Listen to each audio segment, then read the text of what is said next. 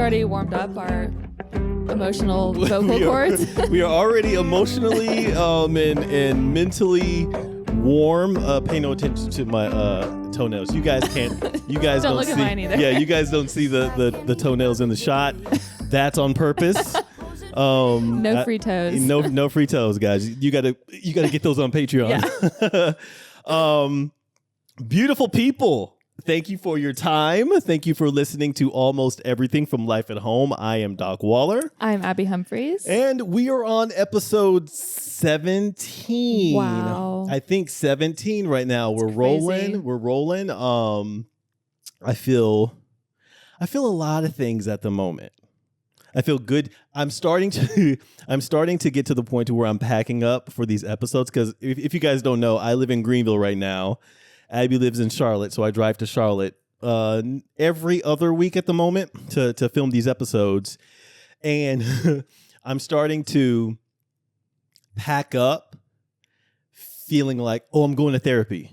Oh my God. I actually had that thought this morning too. Really? Yeah. That's a good thing. It's like, oh man, I really can't wait. Not that I necessarily have to get something off my chest, but it's a very similar, because I do go to therapy, and it is a very similar like anticipatory feeling of like knowing that you're going to like be heard for like a couple hours. Yeah. You know? And exchanging with someone who, you know, is listens. Yes. Right. And is only like locked in the moment. Whereas you know, even if you're like at dinner, it's kind of like there's a waiter or like your phones are there, and it's like, you know, it's not podcasting is or at least this podcast. I don't know about all y'all other ones.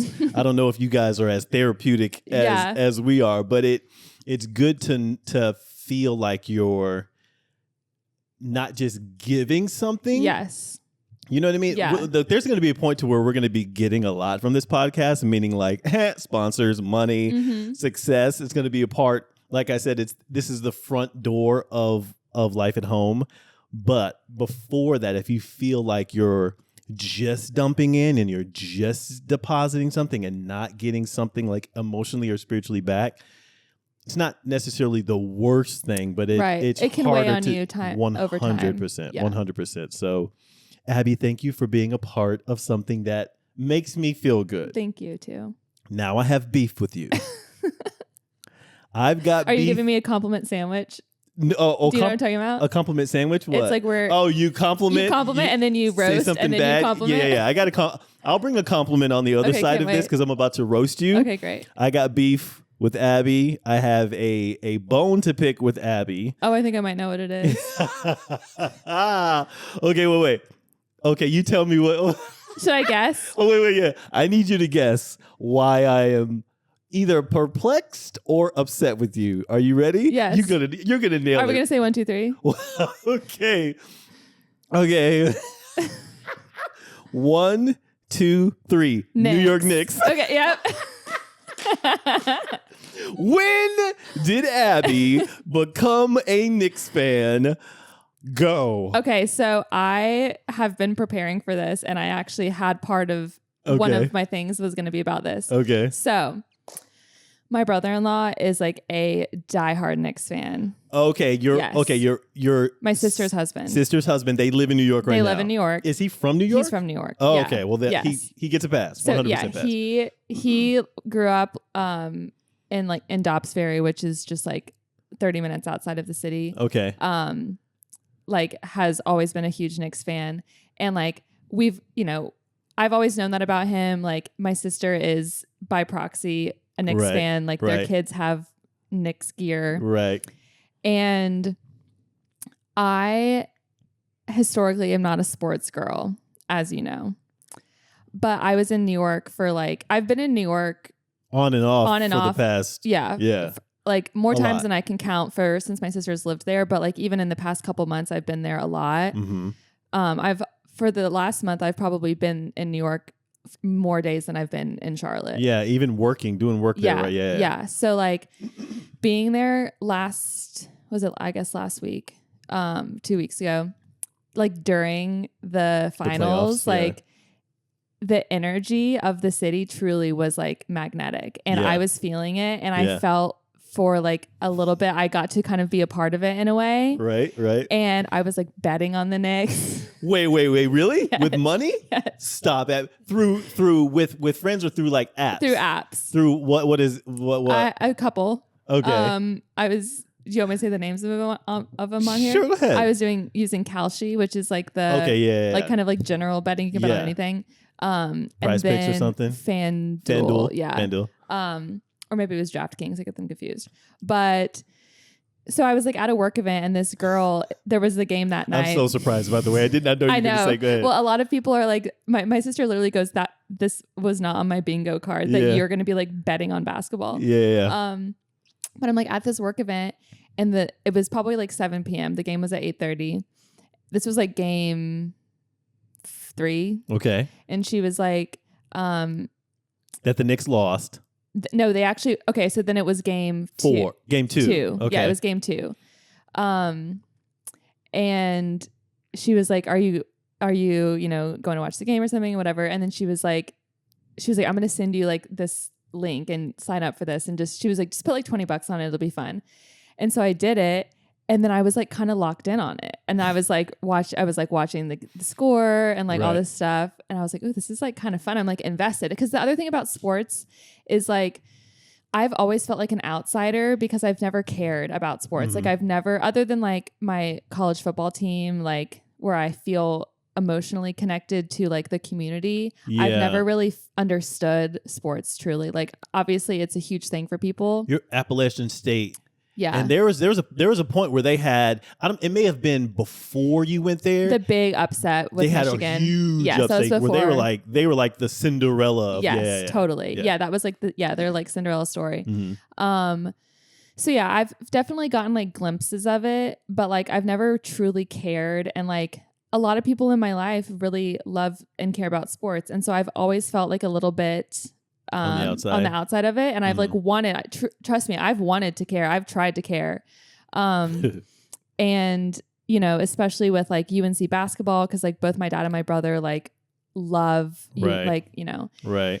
And so the whole thing with the Knicks and like my brother-in-law and like just like my sister and that side of the family really, really cares about it. And so I was like, I got to be in New York like during the first part of the playoffs, and like truly like the energy of the city was like buzzing. Like even if you didn't know what was going on, you would have been like, something's happening here, and so I bet like $25, and then I won like 60 because they won, and then I bet on every single game after that. They only lost one game after I started betting. Correct, and so I ended up winning like $275 and I only ever put in 25. Abby. Yeah. Abby now has a problem. She'll be missing from the next 3 episodes. I actually am addicted to gambling now. She has jerseys and towels with New York Knicks stuff. But my brother-in-law did say, because I was like, I acknowledge that I guess this is like I'm on the bandwagon. Massive bandwagon. But like my brother-in-law, as he's so gracious, he was like, you have a family member. He gives you a pass. He gave me a pass. Yeah. And I'm it did not hurt that Taylor and her homegirls walked into that looking cute. They look great. They look great. I love their shirts. You got to give it to them. So I didn't necessarily know she was there with a very popular band. Yes, Haim. Like Haim, right? Yes. So I looked them up. They have a really massive following. Yeah.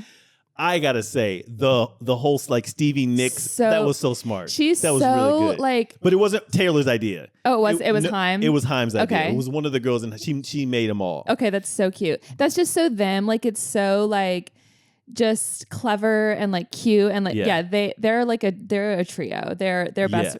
They're in a lot of each other's like music videos and stuff.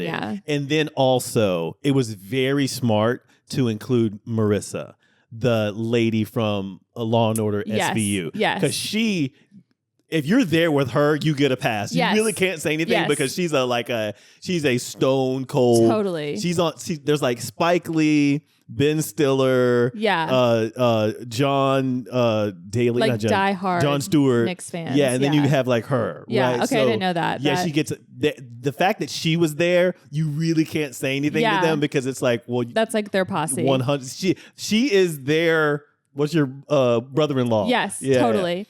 Yeah. So my mom sent me this thing, and I was going to read it later, but I'll read it now. So why the Knicks win feels bigger than basketball right now. The Knicks are creating something humans desperately need right now, collective effervescence, which happens when thousands or millions of people experience the same emotion at the same time: joy, hope, anticipation, belonging, togetherness. The term was coined by somebody who noticed that humans are transformed when they gather around something larger than themselves. Sports might be one of the last places we regularly experience it. Strangers hugging strangers, entire cities holding their breath, everyone watching the same clock count down for a few hours. The usual divisions disappear. We're simply people hoping for the same outcome. So yeah, you get it. But like, I think that truly is what I was experiencing. And like, it's similar to almost like a holiday or like almost like New Year's Eve, like when it's like everybody at the same time is like watching this and it's like we're counting down, we're like waiting for something, and it's like this anticipatory, like hopeful feeling. Where we put the bullshit, well, outside of, there were some knuckleheads. There's always some knuckleheads in the city doing some crazy stuff. And I hate that a lot of, not a lot of it, but some of the positive things around the finals got messed up between those people like jumping and beating up the Spurs fans and all that. But it moments like this where people set aside the BS, right? That set aside our differences. Yeah. When you do that, it's almost like a double negative, not a double-edged sword for me, because you do see people setting aside all the BS, but it's always like, I always say, do we have to have a game 7 or do we have to have a ridiculously massive comeback or the New York Knicks to be in the playoffs for us to actually realize we're just humans? Yes. I'm glad that we're here. Yeah. Right? And it's like, also, why did it take that? Like post 9/11. Yeah. That whole energy after. I literally saw something this morning that was like, it was a joke, but someone was like, this feels like reverse 9/11. No, 100%. Yeah. And so, a lot of people were like, we haven't felt this way, especially in New York. We haven't felt this way. Yeah. There was a moment where Mike Piazza, I think he was playing for the Mets at that moment. I think it was like the first Major League Baseball game back, and he hit this home run at the end for them to beat somebody. And it was like the first time we just like took a deep breath as like a country, you know what I mean? Yes. And so there's these moments, and you know, it's. I mean, I even posted it on LinkedIn. I was like, look, and here's the thing about it. Yeah, I am a Pacers fan. Yeah. Do you know who Reggie Miller is? No. You know who Spike Lee is? Yes. He's the guy at the games. Well, let me say this. He's a legendary. There were lots of memes about him. Yeah. I even said Spike Lee looks like my aunt. Well, that's how I know who it is, because whenever we were talking about your aunt and we looked him up, that's literally how I knew who that was. Right. So you educated me before. So he's a legendary filmmaker, right? But he's also the legendary like he's the celebrity. Yeah. When you think about New York Knicks, you think about Spike Lee. Reggie Miller is the greatest Indiana Pacer of all time. Okay. He's one of my, if not my favorite basketball player of all time. Yeah. I'm a Pacers fan.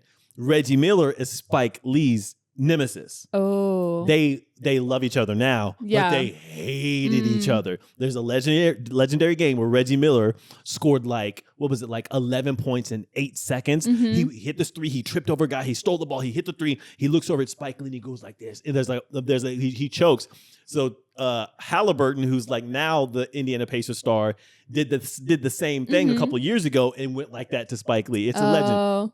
So I was made to hate the Knicks. Yes. But even I posted on LinkedIn, I was like, when the New York Knicks are doing well, basketball as a whole, the bottom line increases. Yes. I'm talking money. Yes. There are people, there are new fans. I promise you, there are fans of like the Minnesota Timberwolves that are seeing this and they're going to say, well, I need a team. Yes. And you know what? I mean? Like that is, I think that's how I'm feeling about, in terms of like bandwagoning. Yeah. I think that if you are a part of something and you believe in it and you love it, like, why wouldn't you want more people on board with that? Accept the bandwagon. Embrace them bandwagon people. Like the energy that you're getting from those bandwagon people is helping you. Like, you know who knows that?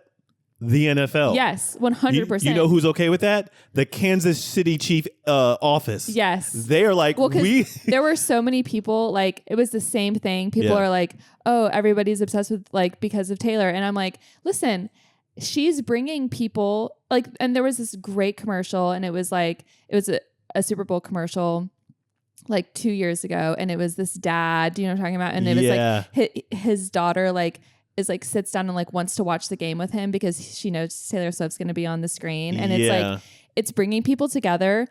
So like at the end of the day, it doesn't matter, in my opinion, what it takes to get people there. Yeah. But like now I have something I can like talk to my brother-in-law about. And like we were bonding over, you know, the fact that I was betting. We were like joking. Yeah. I felt like more connected to him. I felt more connected to the city and my family. Like, and those are all good things. Imagine there is a 15-year-old girl, 14-year-old girl whose father loves the Detroit Lions. And because of Taylor Swift, she's sitting down a couple more times during the season with her dad because, well, she knows she can't go buy a Chiefs jersey. Right. Because her dad will kick her out of the house. Right. But she's saying, well, let me sit down because let me just watch. Yeah, let me be present. 100%. Right. And so, and even there's a wife of one of the Kansas City. There's a wife of one of the San Francisco 49ers, and she's a fashion designer. She's making all these like dope ass coats from scratch. She's like sitting down at her sewing machine, and Taylor Swift was like, "Give me one of those. Yeah, like make me one of those." She started wearing it, so it's like all helping of this, people's businesses. Yeah, like trust me, these presidents and these owners of these key teams, they aren't saying a word. They're like, come on, bring it. So, I brought that up. I knew you would. Not just to bully you, right, or to call you out. I want to know, like, what's fandom limit for you? Like, what would you like? What would you like as a partner? Like, if your partner, what takes it? What pushes the boundary of like too far? Too far, yeah. So like, is it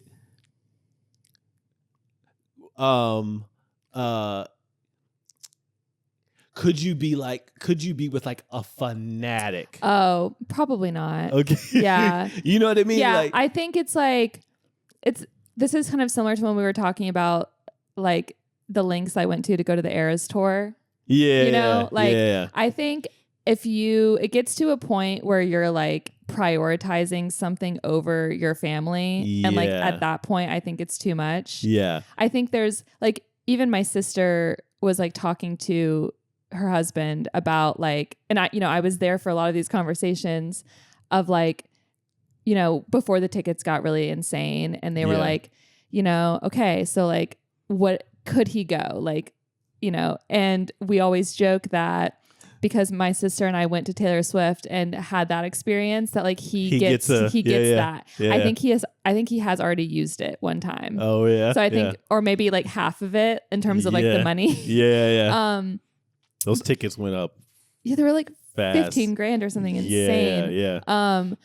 But I appreciated the dynamic between them talking about it because he was like, listen, I'm not going to judge you. And like, we're never going to talk about the fact that you did that. Yeah. As long as you allow me to do the same thing. And she's like 100%. So I think it's like you establish kind of like healthy boundaries with your partner and like with the people in your life. And then it's like, once you're kind of on the same page, you will kind of know once it goes into like, you're taking it too far territory. Yeah. Would you too far territory is like is sports memorabilia on the walls of your house too far? Okay. Yes, if it's tacky. I think there's a way to do it like tastefully, you know, especially if it's like maybe in like an office or like Yeah. Like it's like a bookshelf and there's like a helmet there, like one helmet. Yes, of course. And it like maybe has some meaning. Yeah, I got this sign. Yes, with exactly. my kid was with me. We got this sign. Yes, like that is totally fine. A flag? I'm not. How do you know I was going to say that? It's because I don't know if you saw that in our neighborhood when you drove in, someone had this huge obnoxious Knicks flag like hanging outside of their house. I didn't see it. No flag. Welcome mat. No, that's too much. Because like it gets to the point where it's like, is this your identity? Like, we need to have something a little bit bigger, and like it's okay if it's adding to your life in a positive way, but like maybe let's not have that be your identity. Where's the jersey on game day to watch the game? What do you mean? Like he goes to he's in the he's in the room watching the game on the TV, but he goes to wear the jersey for the game. I think that's fine. Yeah, because there are like there's almost like kind of like superstitions around like you want to support like I mean, for the Super Bowl 2 years ago, I bought a Taylor Swift. It was like a and I wore because I wanted to wear it to the Super Bowl party. So I was like, this is me supporting my team. I'm repping my set. That can be fun. That can be fun. I think it's fun. I think it and like all in all, to wrap it up, I just think it's been fun to get a glimpse into. Even last night, I like went and watched the game with my brother, and like he was like, do you get it now? Like, and I was like, yeah, like this is fun, and like I'm glad to have gotten a glimpse into it. And your like, brother or brother-in-law? My brother, my actual brother, Gotcha. Because he's the same way, like loves basketball, loves sports. Yeah, we'll go and watch a game, and I he was like, because I texted him, I was like, do you want to go watch the game? And he was like, awesome. What? Yeah, like it was very like strange, and like I've literally been watching the games by myself in my living room. Yeah, and so I'm like, this is just a funny thing. Do you see yourself getting a NBA team? Do you see yourself like supporting an NBA team? Like at some point saying, "Oh, I'm a fan of this team." I think I can say I'm a Knicks fan now. Oh, I can't. That's not allowed. I refuse. No, anytime you post, I'm just gonna leave negative comments on all that. It's like, nope, boo. No, yeah, boo. Okay, well, now it is time. I'm not gonna call this the cold open anymore. I was thinking about this. I'm gonna call this the greatest questions in the world. Oh, okay. That's better. Yeah. Yeah. That's time for the greatest questions in the world. These are 6 questions that we run down with each other, and it gives us a chance to catch up on some of the most, important things that have happened to us over the past week or so since we've last recorded. And it allows our audience to listen to these questions and ask themselves, you know what? Which one of these do I want to smash or pass on? I want to answer this. Maybe I ask my partner this. Maybe I'm in the car riding with my friend and we pause the podcast and ask be like a each good other. Journal prompt. Great journal prompt. Right. I love that. And I got them. I pinned them. Let's get into it. I pinned them. You asked me first because I already know my answer. Okay. Bang. Normally it takes me 3 minutes to find these questions. Okay.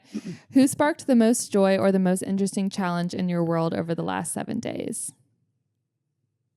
Pass. What did the world teach you this week that you weren't necessarily looking to learn? Pass. What is one decision, big or small, that you've been circling this week but haven't quite landed the plane on yet? Pass. Was there a moment this week where you felt truly seen by a stranger, friend, or even yourself? What was the context? Smash. Okay. So this job that I work that helps me fund life at home for the moment is in downtown Greenville, and it's very close to the waterfall. I literally get to walk to the waterfall so nice. And go sit there multiple times a day. And so it may have been like after lunch, I go walk, after I eat, and I went and sat there, and I swear to you guys, it almost felt scary. You know how in a scary movie, you're sitting there and someone goes, "Excuse me," like you know what I mean? Yeah, like that. You're like this 65 to 70-year-old black lady. I look up, and she goes, because I was sitting on a bench. She's like, "Do you mind? Would you share the bench?"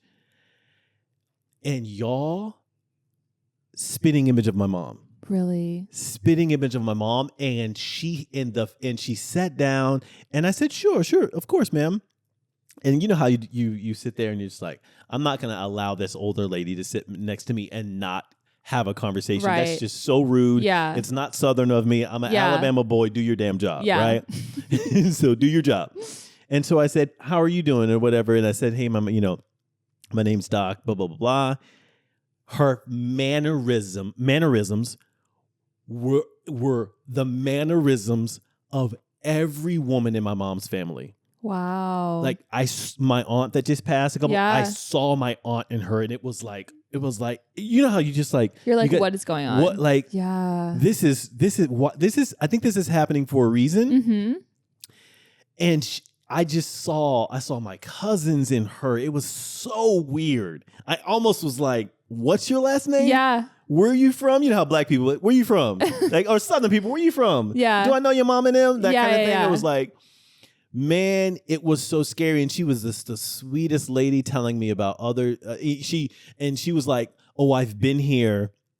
I was here before this bridge was here. She was here, and this is when it started kind of getting on. She's like, I've been here. Yeah. Like, like I never leave. Yeah. Oh God. Yeah. Right. And then I just felt like you turn around and she might be gone. Right. Yes. That kind of thing. Yes. I have chills. And so, just the sweetest lady. She was telling me how she used to bring her kids here before the bridge was built, and she dropped her phone. One or something. I can't even remember what it was. Because you're just like having this out of body experience, thinking that she's like some. Yeah, you're just like staring at the person. Yeah. You're listening, but you're also like staring at how they're moving and stuff. And so she was just the sweetest lady, and it was just like it told me I had to message my mom. Yeah. It was like, okay. It was almost like don't get too engulfed in yourself that you forget to check in, because I've never been like, my mom and I have a close relationship, but I'm not like my brother who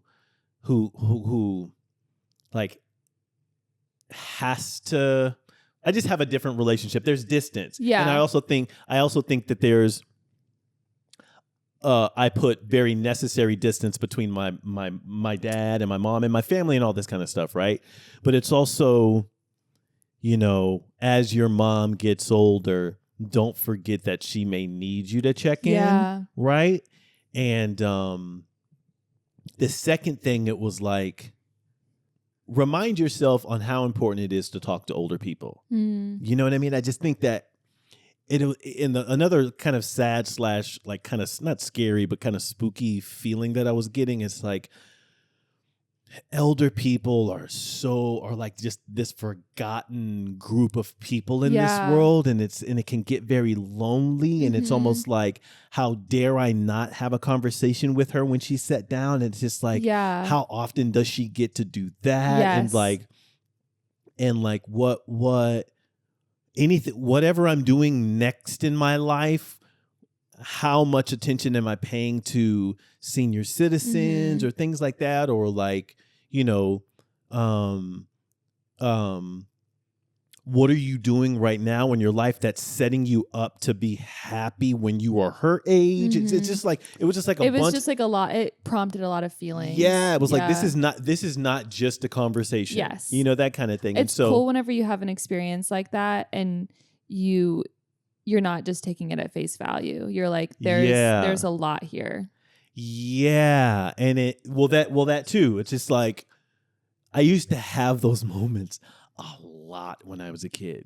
A kid, like from like 19 to like 24, a lot of magical years. A lot of magical years where I was like, oh, this is a moment where I would just like drive home. I was telling my girlfriend this moment where like there's a song by Tonic.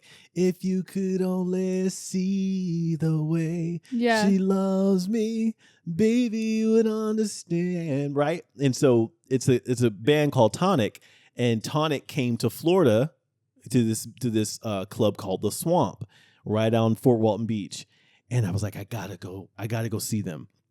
And I went there, all my military friends were there, and we were drinking whatever, and they may have played like 2 songs, and then they went into that song, and I was just like losing myself. And I was like, I gotta go. The song was over. I was like, I gotta go. They're like, where are you going? I was like, I gotta go. That's all I want to hear. That's all I want to hear. And I got in my car and I just drove back to the base and like turned the radio down. I was just like, if there was a moment, I was just like, you wanted to like capture that and be present in that moment. Yeah. And it was like that. It was like that moment was telling me something, and it was more than just. I felt ultra present, right? Yeah. And that's kind of what her sitting down felt like. It was like, don't just walk away. Don't just walk away and like move on to the next thing. Like figure out, it's almost like we were saying last episode, everything happens for a reason. Yeah. It doesn't. But if you're smart enough, you will like debrief yourself. Yes. You'll reflect. You'll reflect and process the moment and get something out of it, right? That kind of thing. So totally. So I felt seen in that. It was almost like seen like by the universe in a way. Yeah. Right. And seen. It was almost like the women in my family just kind of sat down with me for a moment. Like, that kind of positively creepy. Yeah, that's cool. Yeah, so I love that. Yeah. So I'm giving Abby the greatest questions in the world. The greatest questions in the world. What is the one thought or question that's been on a loop in your head all week that you're finally ready to put down? Pass. I know why she's laughing. Yeah. What's one thing you did this week purely because you wanted to, not because it was on your to-do list or a part of the ambition plan? I'm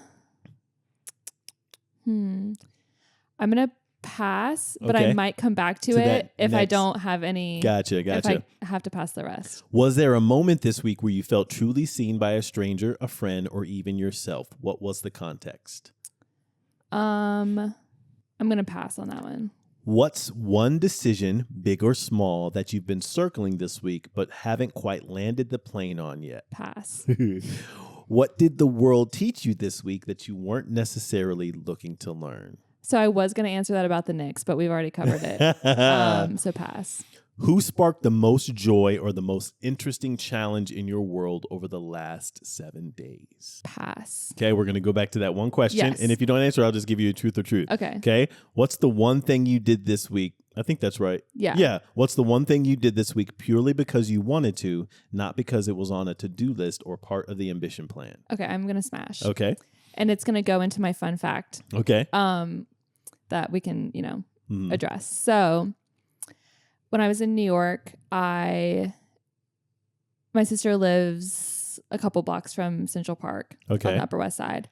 And we go to the park almost every day, like, because her son goes to one of the playgrounds over there. But the playground is just like right on the tip of the park. Okay. And so you don't really you don't really walk into the park barely at all. Right. And so I had been like just really wanting to like just go into the park and like just go walk around. And because it was really hot. Mm-hmm. But I was like, I just want to like go and kind of have just like a couple moments of solitude, like in the city. And like, it's very therapeutic to be in New York because you feel so like anonymous. Yeah. And you just feel very like, I don't know, like nothing's really a big deal. Like you feel small in like a good way, you know? Yeah. And so I was like, I'm just going to like, I definitely had things I needed to be doing work wise, but I was like, I'm just going to go and like bring a picnic blanket to the Great Lawn and just like go and lay there and like read my book. Mm-hmm. And so I like go out there and, I like lay my blanket out. I get my book and I see these like people kind of like walk by and pause and like look down at the ground, and there's like a little baby bird that's just like nestled into the grass.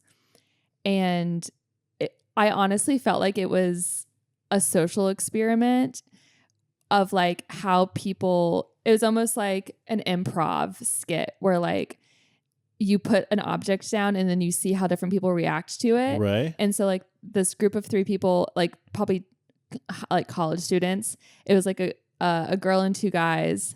And they were like, what do we do? What do we do with like, should we help it? Is it hurting? Yeah. They're like, what kind of bird is it? And like, just like, and I was just kind of witnessing it. And then, and like another group walked by and I'm just like watching people react to this bird. Yeah. And it ended up, I went up to it and looked at it and it was a blue jay, like a fledgling blue jay. Yeah. And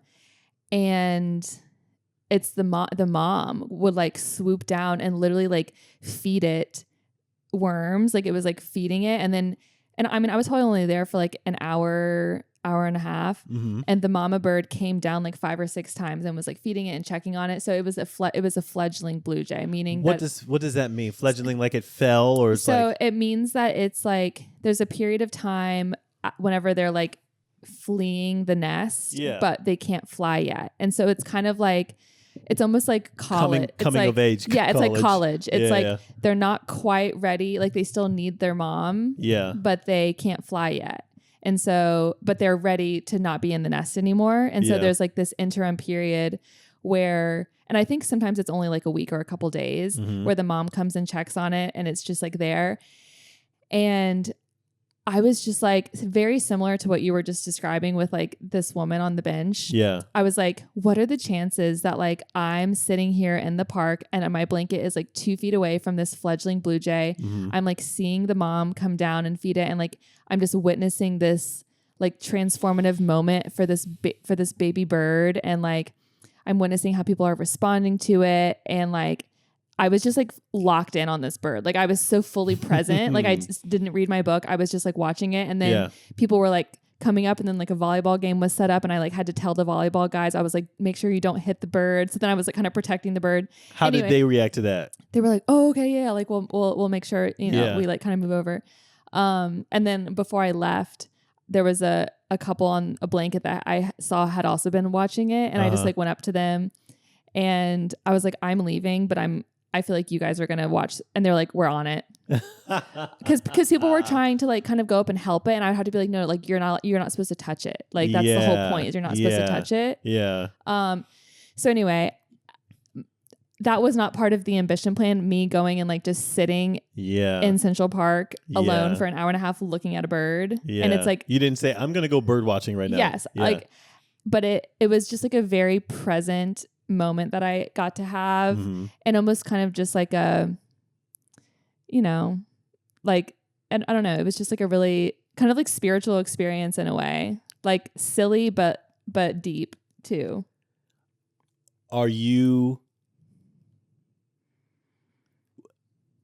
Do you see any connection between? Okay. Yes. That I was Googling spiritual meaning of crossing paths with a blue jay. Yeah. Or am I a fledgling bird? Yes. Yeah. I looked up all of it. My interpretation is that blue jays, they're very, very obnoxious. Like their call is like very, very loud. Okay. And it's not like a song. Like, a lot of birds are like it's very like, it's a caw. Crowish kind of thing. It's like not very pleasant. Yeah. And they're also very aggressive. Blue jays are. That's what I was about to say. Yes. I was like, how close are these people doing it? Because during that moment, I've had birds like swoop down and kind of like gnaw at you. Yes. Blue jays are very aggressive. And so from my research and just intuition, I was getting the feeling that it was like almost telling me to like speak my truth, be aggressive with what you want, like speak your truth, like even if it's obnoxious, even if it's like rattling, even if it's, even if it's not what someone wants to hear, like speak your truth. So that was my interpretation. And then also, of course, like the fledgling blue jay being in this like transformative moments, like kind of in this like in between of, So there was a lot there. When was this? This was last week. Or it was probably like, I think it was like last Wednesday or Thursday. So yeah. You know what happens next, right? What? You get a tattoo. I know of a freaking blue jay. I know. Yeah. And it's funny because like, do you have any tattoos? No, I don't. Okay. I would get a tattoo though. Sorry, Mom. I think it's funny because I've talked to one of my best friends, my childhood best friend, Zoe. We've talked so many times about getting tattoos together.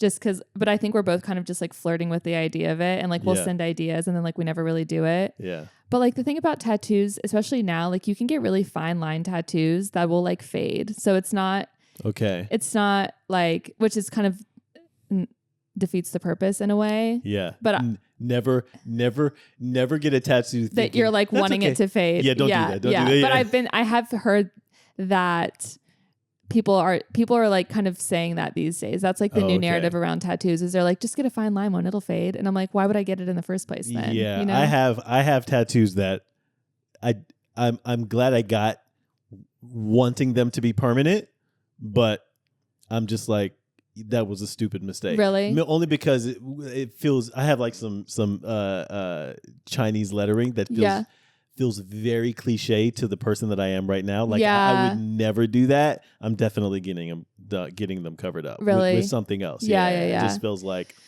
it's funny because got them when I was like 18 and 19. Yeah.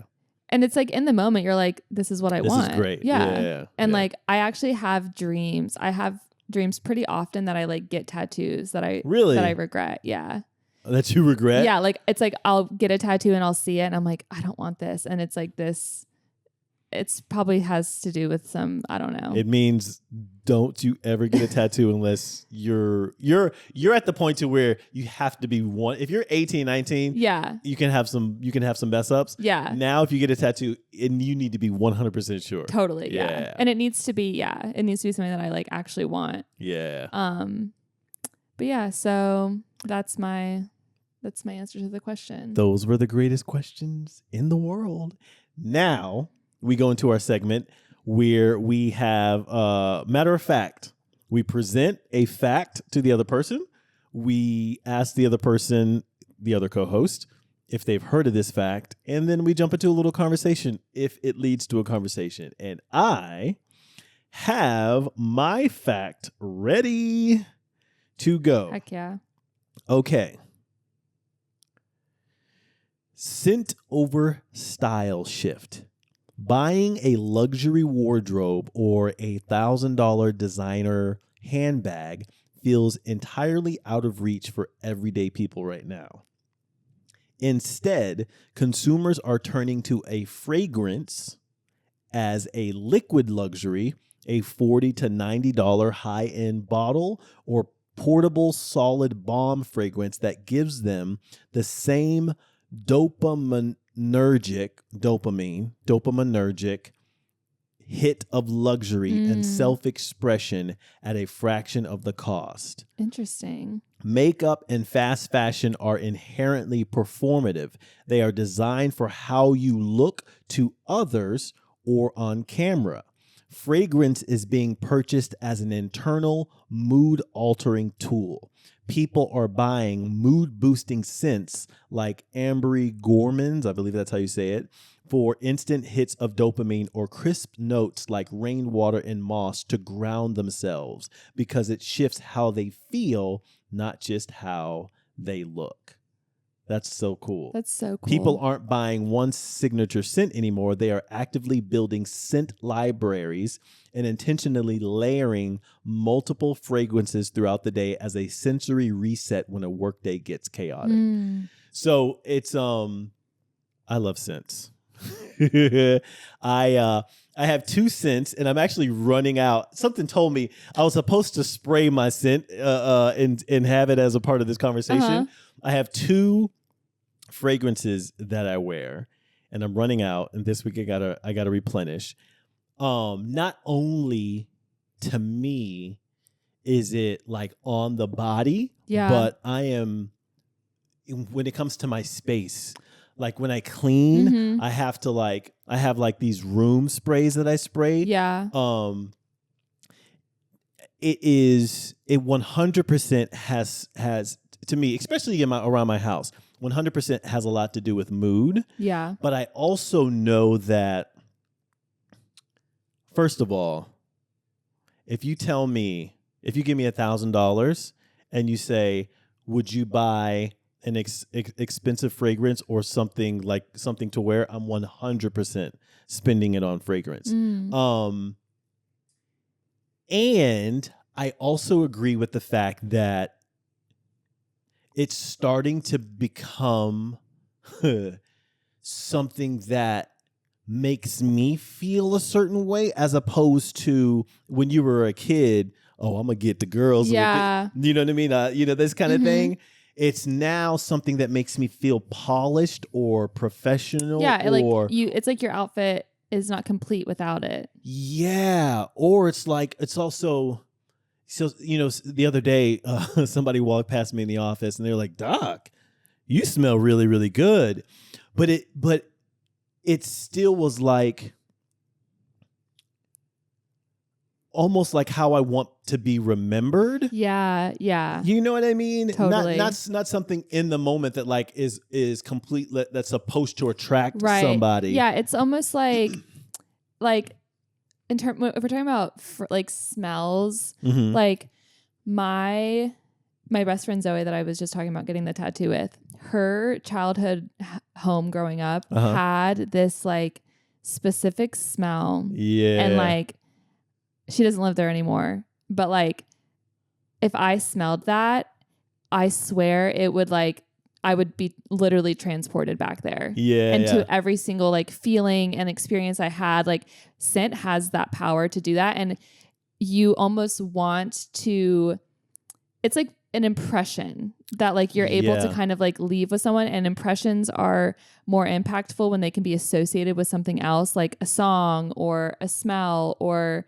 like something that can literally transport somebody back to something. Yeah. So it's almost like, it's giving you like a signature. It's making you more like, I don't know. Making you more, not necessarily memorable, but like distinguishable. Distinguishable. Yes, yeah. So totally. it's not so much that you're doing it for the impact, but it's also, here's another thing too. It's also, I want to be enjoyable to be around. Yeah, that's what I was going to say. Like it's welcoming. Yeah. It's almost like if you, and it might even be subconscious for some people, but it's like on top of just like your personality, which will make people want to be around you. It's like this, it makes people attracted to you in a way that's like, I like being around you because it's a pleasant sensory experience. Yeah. And it's, I think, are you thinking like, my thing is, I'm not trying to get laid every time I spray something on me. That's what. But it's like, it's the same reason why you like light candles before someone comes to your house. Like you want someone to walk in and be like, oh, this is nice. It smells good in here. I feel happy. It's making me feel like I've entered into a space. 100%. And you are not, even woman to woman, I don't necessarily know if you're gonna 6 months from now, or a couple months from now, or a couple weeks from now, going to say, she had this gorgeous handbag more than I remember how she smelled, or something like that. Yeah. Am I right about that? Like, I mean, it depends on who you are. Like, well, I got to get that bag, that kind of thing. Yeah. I think it depends. And like, I am. Have you heard the term HSP, highly sensitive person? I think I have. So I'm very sensitive to smells. Okay. Like sensory in general, I am like sensitive to like external triggers, like loud sounds, really bright lights, like all of the things. And smells are I'm very sensitive to them in many ways. Okay. Both like psychologically and then also like physically. Like we had the cleaners come earlier this week, and I got a migraine yesterday morning because of what they used. Yes. And like, it's funny because my cat is the same way. He's very sensitive to things. And I'm like, I guess I just like can't have anything artificial anymore because like he gets like sneezy. And so we both have been like kind of down bad ever since the cleaners came. But it's like, yeah, like I can't do anything artificial. It has to be like natural, like essential oils. Yeah. But I also, and it's like sometimes if I smell something, it's like I know I can tell by the smell if it's gonna give me a migraine or if it's gonna make me feel sick. Yeah. And like there are certain colognes and perfumes that don't bother me. Like I can smell them and it's like it's almost like if it's pleasant for me to smell, I know that it's okay. And even if something smells good, okay, it's like I can tell, like Axe body spray or like black ice in a car, you know, like like that's gonna send me. Like I know it smells good or like, you know, it's supposed to, but like it's not good for my body and I can tell. So everything you're saying is resonating with me a lot because scents and fragrances and smells are like very important. Do you have a signature scent?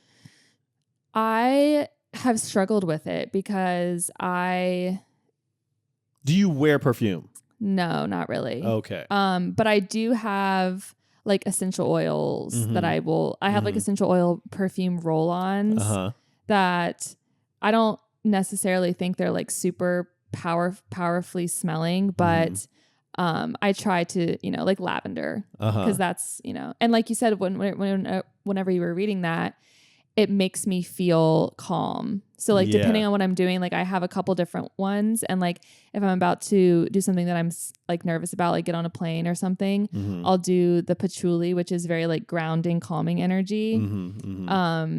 And then lavender is more like relaxing. And then I have like a citrus one that's more like uplifting if I'm like going out. So it's like, that's kind of fun because even if it's placebo, it's still just like kind of putting me in the mood for what I'm about to do. Do you prefer men to have a scent? Yes, but it has to be extremely subtle. And what I like is when it's almost like so subtle that it smells like it's just like your natural musk, you know? Yeah. Do you like when you walk past a man you can smell it, or would you prefer to like only smell it when you're like connecting or I'm fine to get like a whiff as long as it's like very subtle. And it's so funny because the other day I was in Philadelphia and I was at the market. It's like the main market in Philly. I can't remember. It's like the food market. And I was like getting something for my sister at this little like, I was just getting her like a bar of chocolate, and this man walks by and I get a whiff and I was like, oh my God, that's my middle school boyfriend. Like oh my gosh. And just like I was describing my friend's house, like, I was like, I haven't smelled that in, I don't know, however long it's been. Was it a turn off? Was it it was just positive or just it like jolted me. I was like, oh my God. Like, and instantly. Was it your middle school? No, it wasn't. Oh my God. But I was like, it was something about that, like, and I don't know if it was just like, I mean, obviously he was just wearing the clone that my boyfriend used to wear, but I'm like, how have I not smelled that in this many years, you know? Yeah. But yeah, it was just so like, it was a powerful thing where I was like, oh my God, like, and it was too much. It was too much. If I walk by a woman and she smells great, I'm done. Yeah. There's I don't know what it is. There's like one fragrance, I don't know the name of it. And sometimes if it gets anywhere close to that, I can't even describe it. But it's science. It's like pheromones. Yeah. Like that's literally how animals attract each other, is they like put off natural pheromones that attract the opposite sex. Like that's literally, it's science. Yeah. It is. I have one more question about this. So how do you apply your cologne? Okay. It's super simple. Have we not talked about this? I think you actually told me that you do it on the back of your neck, which I think is so smart. Yes. Back of the neck. So I do two. I go one. And how far away from your arm? Okay. That's okay. How far away do I hold it? Yes. Okay, about right here. Like a foot. Yeah, so I go right here, like that, and then I go like this. Okay. That's it. 1, 2. But just one spray. Just one spray. One spray, another movement. At the most 2. Okay. 1, 2, at the most. Just like that, maybe back. Okay. Right? And then I'll go bang, right there, 1. And then I might tap it and go like that. Yes. But the amount, like you're just moving it around your body. You're not going. Oh hell no! Like this? Yes. No. You're a serial killer. Yes. Okay. If you do this, you've killed. So I think that is very important for men to know. 100%. And that is not like men don't know that. Men don't know how to properly apply cologne, because my thing is, if it's giving me a migraine, that's not the right way to do it. Like 100%.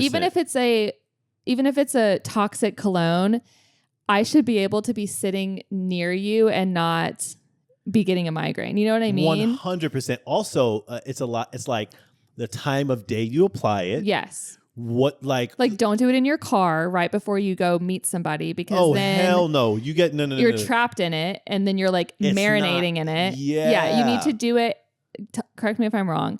I would say like after you get out of the shower, before you even put your clothes on. 100%. And so then it's not even on your clothes, it's on your body. It kind of sinks in. Yes. Then you have probably still like an hour and a half before you're even going to go see somebody. Yes. It's settling in. Yes. By the time you get there, it's just like a natural musk at that point. Perfect. And you also have to understand, what color. Something about it almost like makes me want to be like a collector of it. But then again, it's, to me, it's best to have signature scents. I would never want to be with a woman and she's like, would you pick a fucking scent? Right. Like there's 12 different things you've smelled like in the last 6 months. Yeah, it's what too are you much. doing? Yeah. Because what you're not doing is building memories. Yes. Because dudes, let me tell you, there is nothing better than being with a woman and then the next day she messages you and says, your scent is still on me. Yes. Right? Your scent. Yes. Now, if that scent that she is now familiar with, you don't smell like it in 7 days, you smell like something else. She'll be like, she's like, what? yes, this is not computing. It's an association. It's the same 100%. reason why, like, whenever I was in middle school, I used to wear my boyfriend's hoodies and I wouldn't wash them because they smelled like that man in Philadelphia. And like now thinking back on it, I'm like, that was always such a foul scent. Yeah. But like, it's important to creating memories, creating positive associations. And if you have the power to do that with something as simple as a scent. Yeah. My girlfriend is leaving to go to Boston for like 5 weeks. Oh. So like a couple days after my birthday, she's gone. When's your birthday? June 24th. Oh my God. June 24th. Happy early birthday. Thank you very much. And I anticipate the moment where she comes back and she hugs me again. Yeah. And it's just like, I know that smell. Yeah. That kind of thing. So that to me, when it comes to men and fragrances or just people in fragrances, it's not about like having, because that is a YouTube rabbit hole. Yeah. There are guys that like they know they can talk about it. It's really interesting. Yeah. But dudes, don't have 7 different colognes in your thing. Pick 2, like one for the winter, one for the summer, or just rotate back and in, that kind of thing. So that was a good one. Yeah. Okay. Yeah. My fun fact, so I have a fun fact about Blue Jays, but is it too much to talk about Blue Jays again? No. Okay. Damn it, that's the name of this Blue Jay. Blue Jays. Okay, so Blue Jays aren't blue. Are we going to be like the dress again? Like, what color is the dress? So they don't actually have any blue pigment in their feathers.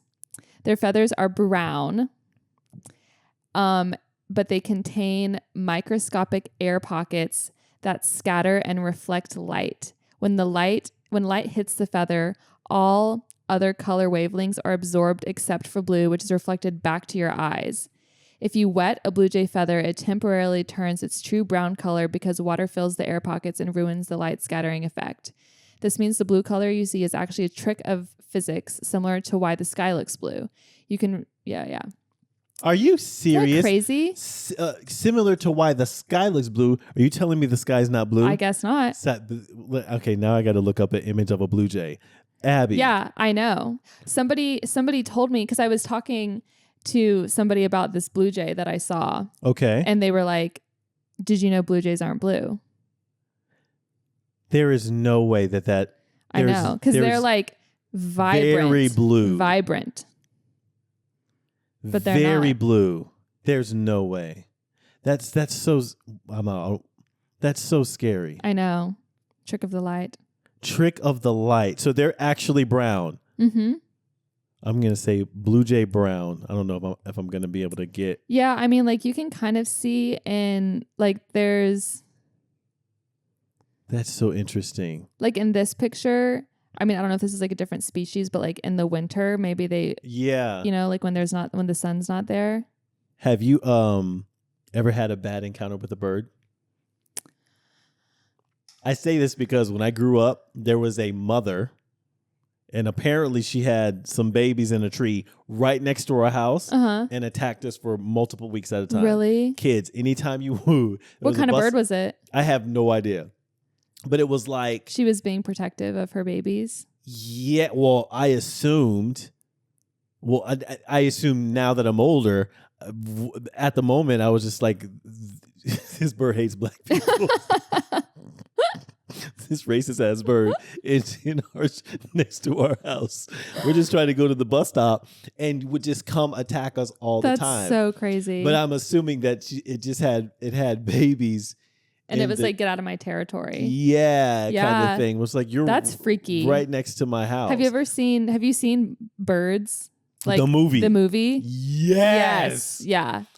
Abby, how have you seen that movie? Okay, so I took 2 cinema appreciation. Yes, like film as literature, like and both in high school and college. So I had to watch that. I think it was in high school. Okay. And also I will say, like, my parents, my mom, like, because that's Alfred Hitchcock. Yeah. My mom, for some reason, like, went on a tear for a while where she was like, you guys need to watch all the Hitchcock films. Like, it's important for your development. Yeah. And so we did. Like, we watched all of them. Yeah. And I mean, I love like an old black and white, I love those types of movies, probably because she kind of like forced me to, and now I just... The Birds. But that movie sent me. It was absolutely terrifying. No. Like, don't tweet around me. Yeah. I won't Twitter couldn't even been around by the time that movie wrecked me. I think it scarred a lot of people. And like, this is my thing with birds. So like, birds are like always sending me signs. Have I told you this before? No. Birds, like, it's really freaky, honestly. I've never been like attacked or had, but I feel like I've been like spiritually, personally attacked by birds. Okay. Like, I could tell you countless stories of like pivotal moments in my life where I see certain birds and I like know the message that they're sending me. Mm-hmm. And like, it's very woo woo, but like, it's true. And like every time I look back on it and I think about it, I'm like, dang, like that was so spot on. Mm-hmm. And so like the encounter with the blue jay, I've been having a thing with owls recently, like hooting at certain times and certain moments. And like, those freak me out. Owls are terrifying. And it's like, it's kind of similar to how I feel about like the ocean, where it's like, I'm so intrigued by it, but it's also like terrifying. Like owls are so interesting to me, but I think if I saw one, I would like freak out because they're just like, so it's almost like, and I have dreams about owls almost like, I want to say almost every night, but like on a weekly basis, I'm having dreams about owls that I'm like face to face with owls. And I think it's just because like they're so, I don't know, like wise or like If you dream about owls often, what does it mean? See, this is what I mean. What does it say? If you keep seeing an owl, your subconscious might be urging you to trust your intuition or gut feeling. Yes. You've been ignoring. I know. That's what I'm telling you. Abby. These owls have been, and I had like a really crazy experience. The frequent appearances suggest you are either in the middle of a major life transition or desperately need to make one. Yes. These owls. Abby and I had a conversation earlier today. Now I'm really freaking out. Yes. These owls, like, I can't tell you how crazy it is. Like, I don't know when it was. I think it was like in November. Okay. I was falling asleep and, my bedroom's back there and there's windows and then that's the backyard. And I'm falling asleep and I hear, like, as I'm falling asleep, an owl. And I just knew immediately because, like, mourning doves have a very similar sound, like, okay. Hoo, hoo, but it's like, like a coo. Yes. Yeah. But I knew it was an owl and I am kind of a nerd. And so I have a bird identification app. So I like immediately pulled it up. I knew before it was a great horned owl. And it was, when I tell you, I felt like it was how close I am to you right now. Like it was on the branch outside my window right there. And it was literally like calling to me. Like this owl was like calling out to me. And I was like, I like jumped up out of bed and like ran to the back door and like got my flashlight and was like trying to see it and I couldn't. And then there was another situation in December where I had been like, it was right after Christmas and I had like been with my family for, like a week and a half. And I hadn't been home and I just wanted to like be home for a night before I left town. And so I was like home with the cats alone. And I like sometimes get a little nervous when I'm like home alone at night, but I was like trying to just like be positive. I like put on a show, whatever. I'm like winding down and it's like 9:30 and someone rings my doorbell. And I was like, this is terrifying. And so I like jump up and try to like go get in my car in the garage. Cause I was like, at least if I'm like in my car. Wait, what? Cause I was worried someone was going to try to like break into my house. They rung the doorbell. But I was like, why would someone be ringing the doorbell at 9:30? At night? At night. You didn't look out? No. Oh my God. Cause what if I went to the door and it was like somebody with like a gun or something, Like Abby, think about you went in the garage and got in your car? Well, so what I started doing, I'm not saying this was the right way to go about it, but just listen to how crazy this gets. So like I'm like, I need to find my keys. So at least I can like go get in my car if like I hear someone's trying to break in, but then I can't find my keys anywhere. And like, I had just gotten home like an hour prior to this and I in my car, couldn't find my keys. Could not find my keys anywhere. I'm searching high and low. At this point, it had been like 20 minutes and like there's nobody at the door anymore. But I was so rattled and scared that I was like, I need to go back to my parents' house. Like I can't sleep here. And so, because I was like, somebody might know that I'm home alone. They might have seen me drive in. I'm like a huge scaredy cat if you can't tell. And so I'm like, can't find my keys. And so then I'm like on the phone with my mom. It gets to the point where I'm like, I need dad to come get me. Like I can't find my keys. I can't leave. I can't stay here. How recent was this? This was in December. Like right after Christmas. And 9:30. So it was the time of day that made you. Yeah. It was like nighttime. Like why would someone be ringing my doorbell at that hour? Anybody that needed to be ringing my doorbell could have called me. Like, if anybody that needed to be contacting me at that hour would have had my phone number. Yeah. Like I can only imagine that it was maybe like a ding dong ditch situation with like high schoolers. But like I have read too many horror stories to and you also don't have like the video thing where you can look outside. Yes. Yeah. So like I don't, in my head, I'm like, it was someone that was trying to like catch me off guard. And like, this was right also during the like Nancy Guthrie thing that had happened. Has that been that long? I'm pretty sure. Or maybe it was. No, that can't. December? No, that was not. Hold on. That has not been December. Has she been missing that long? Okay, no, it was January 31st. Okay. But I think I had like heard another news story or something. Yeah, Anyway. there's enough documentaries. So yes. I'm sure it was attached to something else. Yeah, and so I was like, I just need dad to come get me. So my dad drives. I had literally just left their house. My dad drives here, comes and picks me up. It searches the entire house high and low with me. Can't find my keys anywhere. And I was at this point, I was like, what is going on? Like I felt like there was a glitch in the matrix or something. Mm-hmm. So we get back to my parents' house. At this point, it's like almost midnight. I open the car door and I hear, whoo, whoo, so loud to where my dad like turns his head and was like, is that an owl? And I was like, yeah. And I was like, what is going on? Like, and so then I look up in the tree and I see it. And I like see the silhouette and I like run inside. I like get my mom because my mom's also a huge bird nerd. And I'm like, come out here right now. So we like get the flashlight and we see it in like the very, very top of a tree. And it just continues to like call out. And I was like, there is something freaky happening here that like, I just had this really weird situation with someone ringing my door. It was just like omen. Like that was the word that I kept thinking about. When did you find your keys?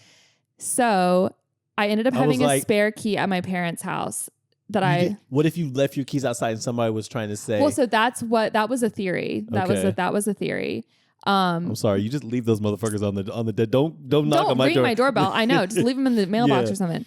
And so I also have to say, so the front bedroom, that door was closed. I never went in there. Like when I got home, never went in there. So at this point, like 2 weeks had gone by. I'm just using the spare key that I'd had at my parents' house. I'm in the front bedroom closet getting something. The key is on the ground.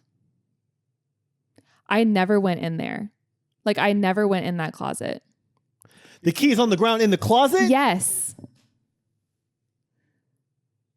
I never went in there. I thought you were one key. Yes. So when you were looking for the keys, you were looking for one key. It was my key and it had a hair tie that connected to my key for the yoga studio that I teach at. So it was 2 keys, my car key and then the yoga studio key. It was inside the closet. It was inside the closet on the ground. The only thing I can picture that happened was that my cat Alfie really likes hair ties. Okay. And so I'm thinking that like, but also it's like it's like a heavy key fob and he was a baby kitten still at this point. I don't think he would have been able to carry it around in his mouth. I think it would have been too heavy.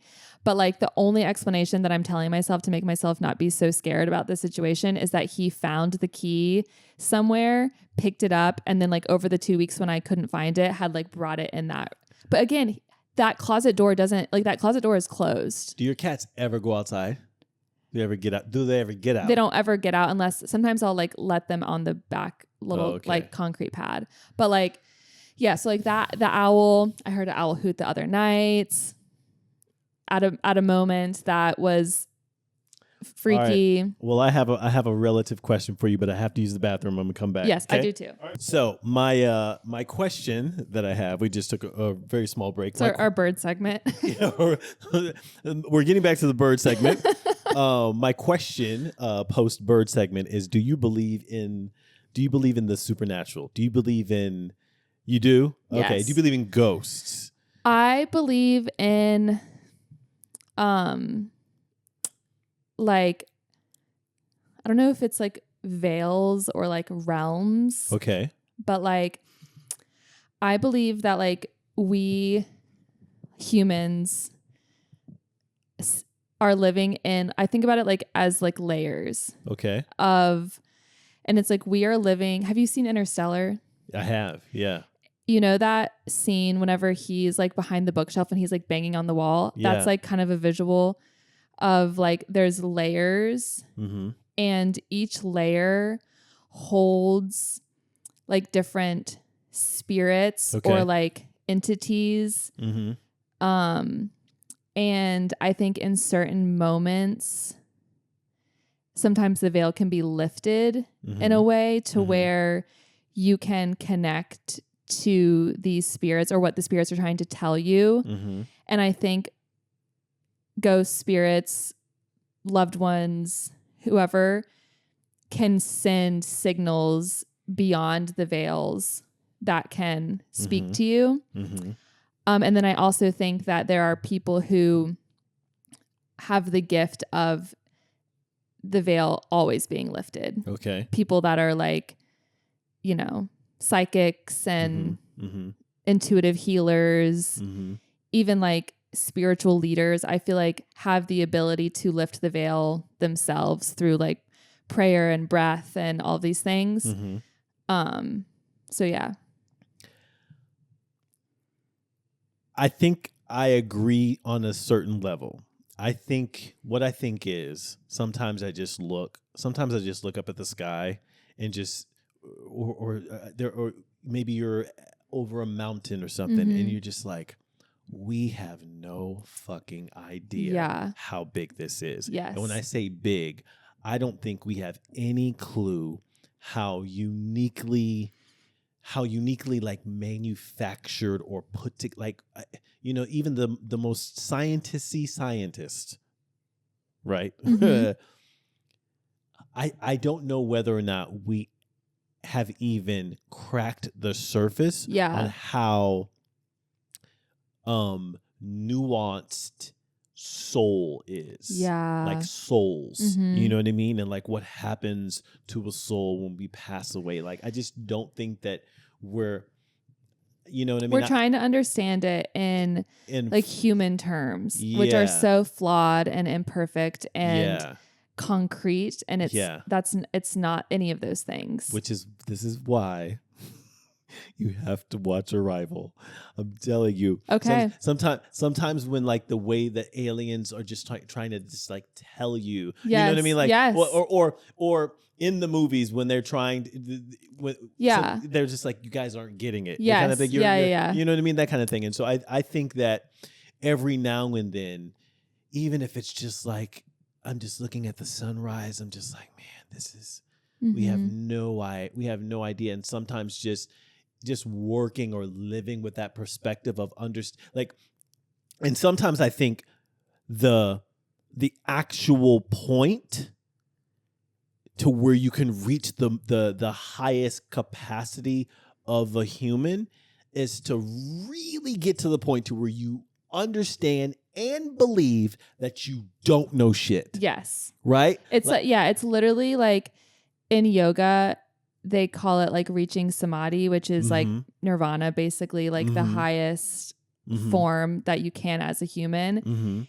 And a lot of it is literally basically becoming completely unattached from everything, like everything human. And just like literally almost becoming like just nothing, to where you can experience, I don't know, it's so hard to describe, obviously, because I'm not there, far from there, but like just acknowledging that like you don't know, and almost like that acknowledgement is all that we can do as humans. And the closer you, it's not a direct metaphor or a direct analogy. I don't know which one of those is the better phrase, but sometimes it's the individual that traveled the most. It's the person that has been to the most places around the world and has engaged with the most different cultures that is often just this person. They're just the calmest. Yes. And they're the least like, not necessarily jumpy, but they're not the one that's like talking the most in the room. It's always the dumbass that's never left his small fucking town. Yes. That's always like this, whatever. Yeah. But it's the person that's traveled the most that like understands how small he or she is and the grand spectrum of it. That's just like this. And has like, have you ever, we've definitely talked about this on the podcast before, but have you ever read or watched Life of Pi? No, I need to. Oh, I need to. I read it in high school. I need to reread it. But essentially, it's about this boy who, and it's like an allegory. But it's about this boy who, like, I think his parents are maybe like Buddhist monks or something. Like his parents are very like spiritual people.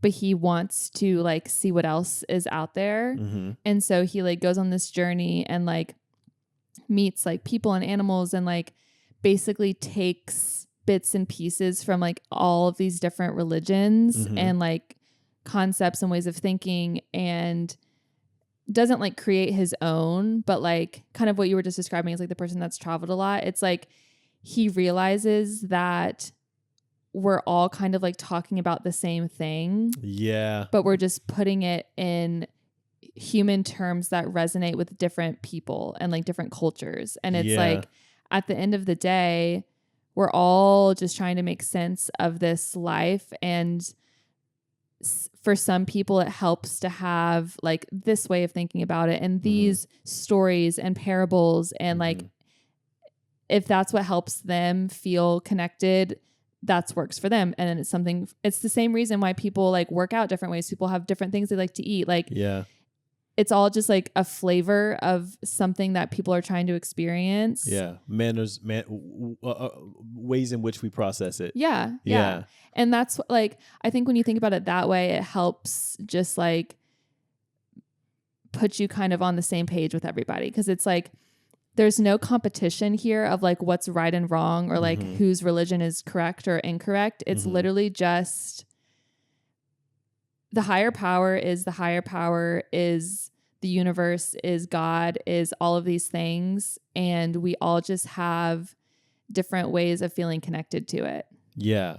And I think, bringing it back to the supernatural stuff, I think when we get those glimpses of like supernatural, ghosty kind of things, it's almost as if our body, mind, soul, or whatever is at either the point to where we need it the most, or we're doing the work to where we're most susceptible of like getting these flashes of like other ways to process it. Yes. Or like other, you know what I mean? Almost and like, and sometimes it comes from like there are times like whenever I go to church, like go to my dad's church, every single time I go, I'm like, oh my God, I needed to hear that message from that person right now in this moment. And like maybe I don't need to go every single week and hear that message, but when I'm there, I'm fully present and I'm taking it in through their way of explaining things. And then I go and I'm in nature and I am experiencing these like messages from birds. And then I'm at a yoga class and I'm hearing the yoga teacher give like a Dharma talk, and I'm like taking it all in different ways and accepting it how I need to in that moment and absorbing it that way. And I just think there's like so many ways to process it, and like the supernatural is always at work, and like God is always at work in certain ways, and you just have to be receptive and open-minded. I agree. I think the older I get, the more open-minded and willing I am now. That doesn't mean I'm listening to every knucklehead that says I can pay me $49.95 and I can get this out of you. No. But like when it comes to personal feelings, and I'll probably talk about that in the next episode, I'm much more willing to be open-minded to like, what is this world saying to me right now? You know what I mean? And we kind of talked about that even before, the podcast. It's just like listening, and being willing to. And I don't care if that's an owl, or the bird that's attacking me at my house. Exactly. That bird was just saying, "Leave my kids alone." Right. but I'm telling you, certain things are saying things. Yes, you can get meaning from anything. Yes, if you're paying attention. And I don't want to be one of those people that are just like going through life and they get nothing. Yes. Yeah. So, all right. I think we are approaching the almost nothing segment. The almost nothing segment, where we share a tiny delight, a personal win, or a recommendation. Yep, I have my recommendation. Okay, tying it back to my beef with Abby. I'm saying that we should become fans of sports. Okay? Let me tell you why. It's not about the celebrations. It's not about the fandemonium. It's not about, those are great. those are great. You know, let me tell you something. I'm a Buffalo Bills fan, and we've never won the Super Bowl. And there was a point when I was younger where the Buffalo Bills went to the Super Bowl 4 years in a row. Dang. Think about that. Yeah. And lost every single one of them. That was when as a matter of fact, I was my first time gambling was on the Buffalo Bills. I think I was in the 7th grade, and I gambled. I bet with this dude that I was intimidated with, I was scared of, and I didn't have the money, and I had to go like mow a lawn. Oh God! It was $20. Yeah, it was $20. No kid in the 5th or 6th grade should be betting $20 because that's like at that was like $150. 100%. You ask your parents for $20. What the fuck you need $20 for? What? You can't tell them I got to go pay Leroy, right? Yeah. So you have to go mow some lawns or raise some lawns to get that. Yeah. So I had to get it. So that's my start of my fandom with the Buffalo Bills. But when I say what actual everyday people can get out of sports, let me tell you the last thing that really most affected me. The moment when I realized I was losing the Cornelius LYFE at Home studio, very shortly after, a couple of athletes that I started like really being like fans of tore their ACL. And it's this thing about seeing athletes who have worked their entire life to get something, and it's just like, and you see them go down, and they're writhing in pain, and they're out for a year and a half. Yes. And the mentality that they have to go through sitting, they're literally, they know the second they get injured, they have to go into surgery within 24 hours. And on that table, they have to run this process of the next 16 to 18 months in their head. And if you are not a fucking dog in that moment, you will not make it. Yeah. You will not. Everything that you've worked for, and now you got to get back and in the rehabilitation and the what are people thinking of you and the podcasts and the blogs and the videos and the YouTube and the social media and the comments. So I'm telling you, people. Remember Caitlin Clark? Caitlin Clark when Caitlin Clark was really buzzing, when she was at Iowa, and everybody started hearing about this badass white girl from Iowa, and she was killing folks. And it was like the tournament, it was the NCAA tournament, and they met up with UConn, which is a legendary basketball team in women's basketball, college women's basketball. Everybody's watching Caitlin Clark. I'm watching this game, and I see this one girl named Nika Mule. And Nika Mule is on Connecticut's team, and she is dogging Caitlin Clark as a defensive player. I resonated with that because that was like one of the things that I was most proud about during my high school career, because I never got a lot of playing time, but a couple times the coach put me in and I was really great at defense. Yeah. So I was like, who is this girl? Yeah. And she was the first person that I saw really lock Caitlin Clark down. And she was like, she did amazing. I'm like, I know y'all are talking about her. Whoever this dog is over here.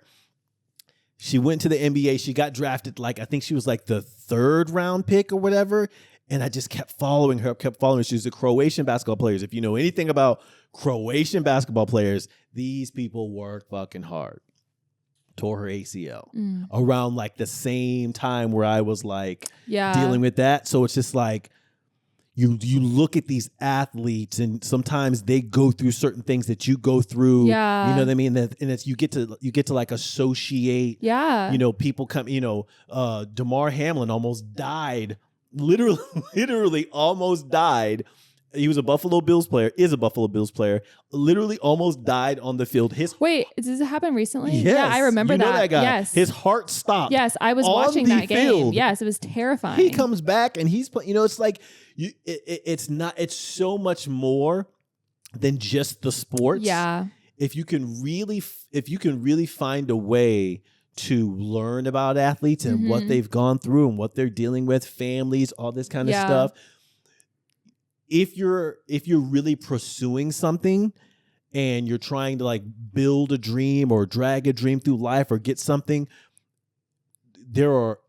being a fan of sports can help because you realize that you're not the only person in the world that's like dealing with something. Yes. And the second somebody that caught your eye goes down with like a torn ACL, it prevents you from doing the "oh woe is me." Yes. Because it ain't "oh woe is me," it's "oh woe is us." Yeah. And if you see that person come back and now they're doing it, then what the fuck are you doing? And you know that like they're waking up, they're having like you guys are experiencing the day at the same time. Yeah.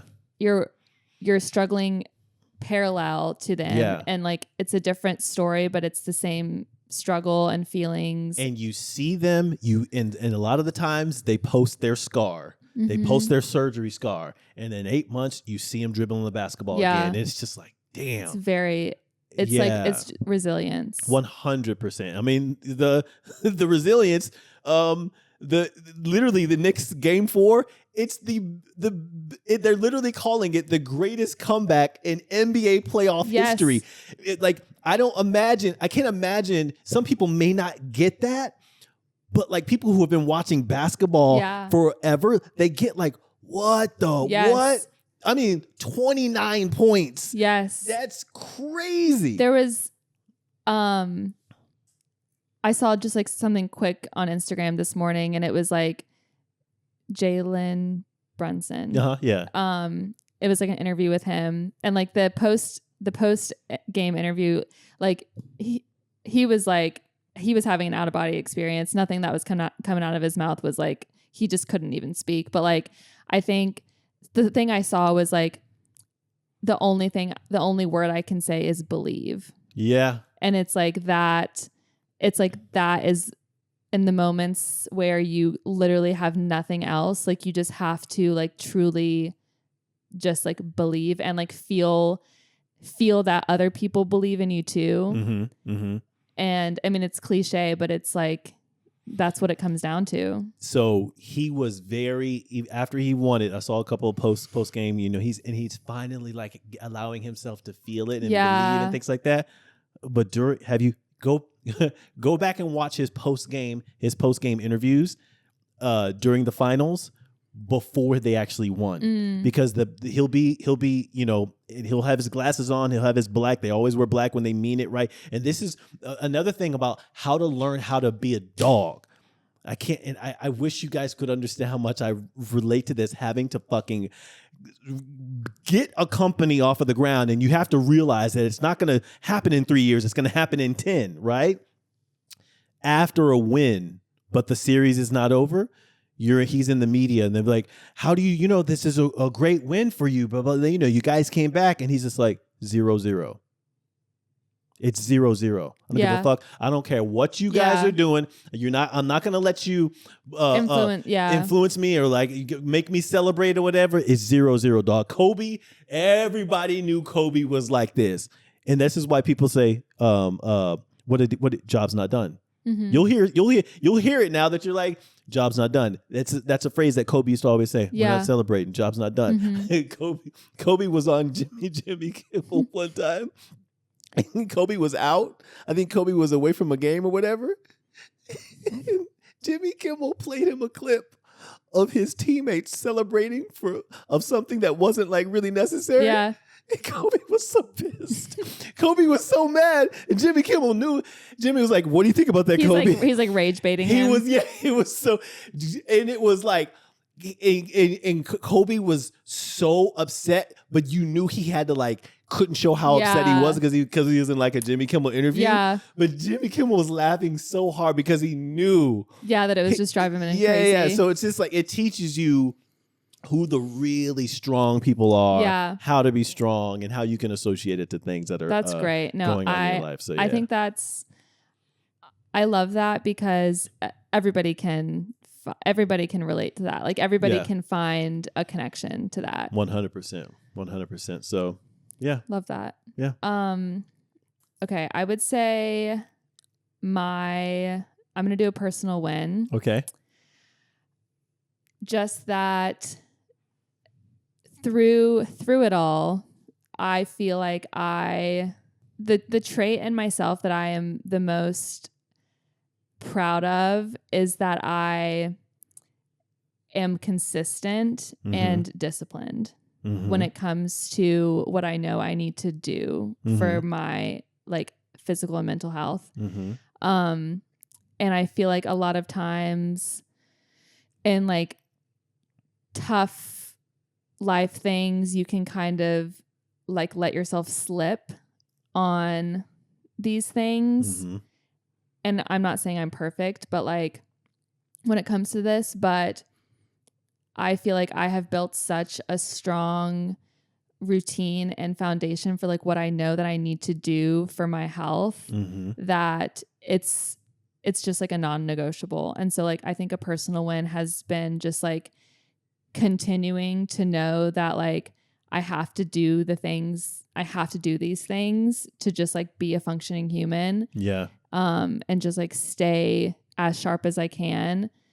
And I've done that even whenever it's like not, it's like I think there's a quote or something that it's like, you need to build the routine and the muscle memory of discipline so much that even when the motivation isn't there, just takes over. Your body takes over. Your body, yeah. Like it's literally muscle memory, and like it's because the motivation is gonna do this, and you have to just. Oh, you happen to find yourself on a yoga mat. Yeah. You get to a point here like, I am. Like, yeah. You were like thinking about, do I really want to do this? But then like, you're like, wait, I'm there. already there. Yeah. That was literally me this morning. Like, I like open my eyes and I'm like on a walk. I'm like, didn't remember really like consciously choosing to do this, but I just knew. Yeah. And like just intuitively like tapping in and being like, I know I have to do this. I have to, like, even if it's.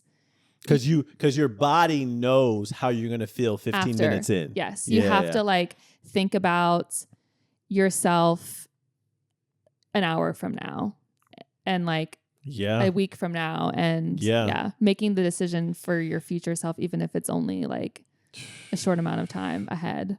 Future self actions. Yep. That's episode 17. 17? That's episode 17. Yeah. Folks, thank you guys for tuning in. We appreciate it. Also, we didn't do our audience question because we didn't get an audience question, but I really want you guys to, and I have not been doing a good job of promoting it that way. But we're busy building other things. That is going to come. And we have a very full episode without it. 100%. We know how to do this thing. It will add something when we get it. We 100%. We don't have to rush, and we will not add AI questions. AI voices. Yeah, we won't have fake questions. Anytime you guys hear an audience listener leave a question, please know that it is an actual human. And if you do want to leave a question for us to answer on the podcast, just drop us a voice note in our Instagram DM. Just go in and hit record, leave us a voice note, a question on anything regarding life, professionalism, ambition, relationships, whatever. And or you can record your voice note and email it to us at hello@lifeathome.com. Beyond that, you guys have been great. Go in peace.